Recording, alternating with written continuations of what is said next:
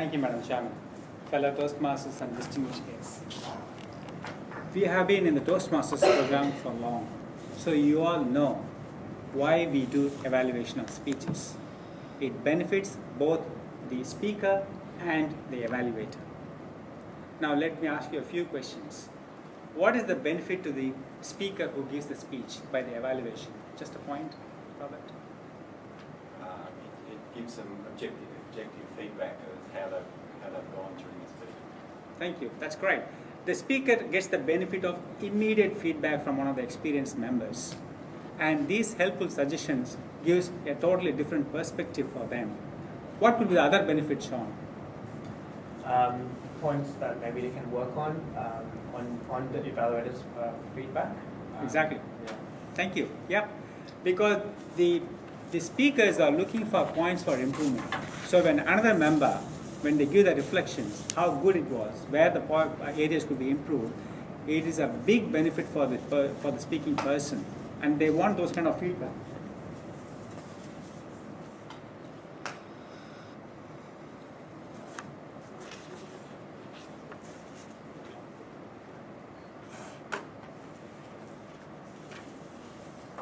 And the third point could be, it maintains and builds on the self-esteem of the person.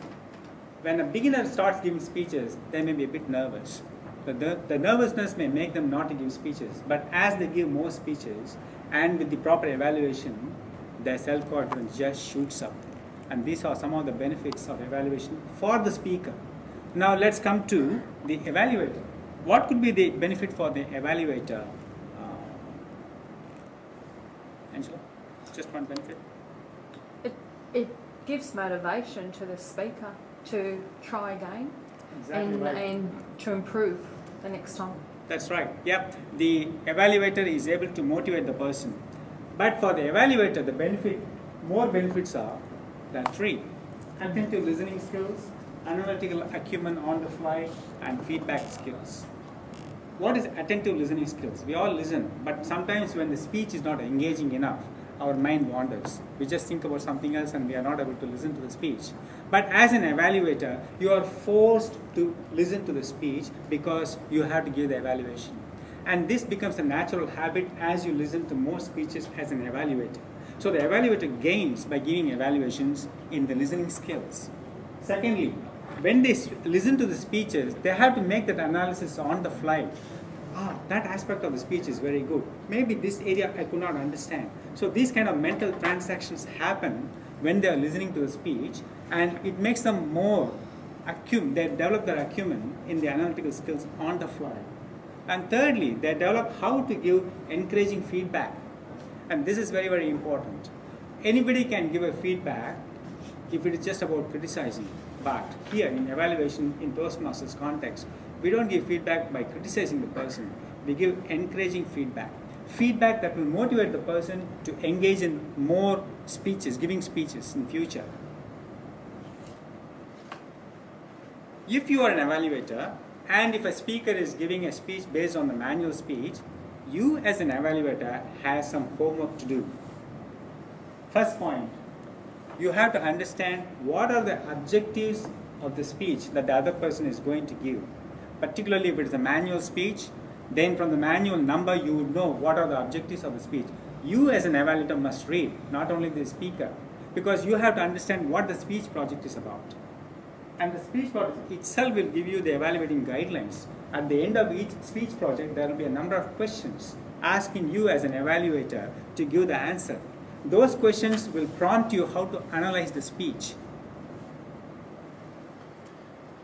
And thirdly, the other preparation is come with a prepared sheet for writing your notes, and perhaps a formatted sheet like this for taking your notes quickly so that you don't have to waste the time in writing.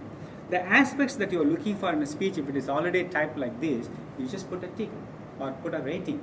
That will make it easy for you to collect more information about the speech that you are listening to. And don't forget the pen. I have missed to bring the pen many times before I'm then asking, do you have a pen? Do you have a pen? During the speech, show that you are interested. And what are some of the signals that we can exhibit in our body that we are interested? Sean? Well, eye contact with the speaker. Yeah. That's it. Yeah, absolutely must. So you are attentively listening to the speaker by looking at the speaker and not turning somewhere else or not fiddling with your iPhone and looking for the messages. Your total attention should be in the room, on the speaker, lean forward, and then giving some encouraging nods, things like that. Listen intently, then only you will be able to analyze and evaluate better. Control your wandering thoughts.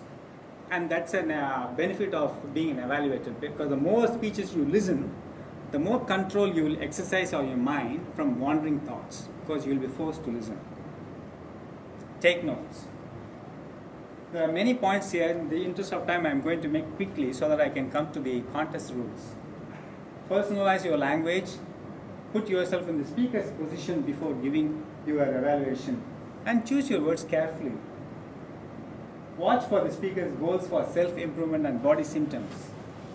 Promote self-esteem by giving honest and sincere praise. Encourage and inspire. Honest evaluations are upbeat and encouraging while offering suggestions for improvement. In closing, whenever you close your evaluation speech, connect to the opening statement. If you had made an opening statement that this speech has been very, very informative, come back and say, yes, this has been very informative for these reasons.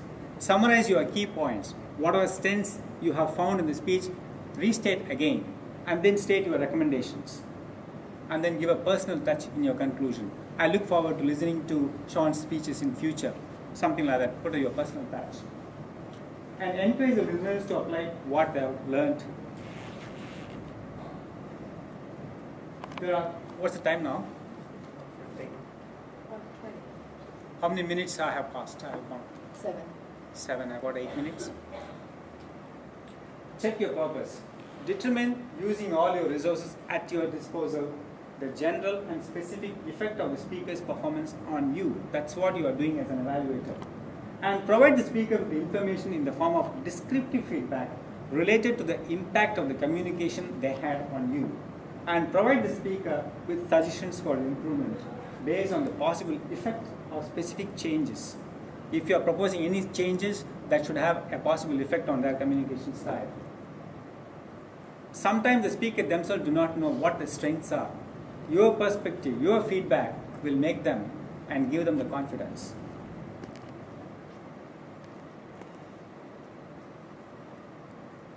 Positive change for a speaker will only come with mutual understanding, not judgment. If you make judgment like you did like this, that's not going to be very, very encouraging for them. That will put them off. They won't be motivated to give more speeches in future. Because when you make judgments like that, you are showing your superiority, and that is not the purpose of evaluation.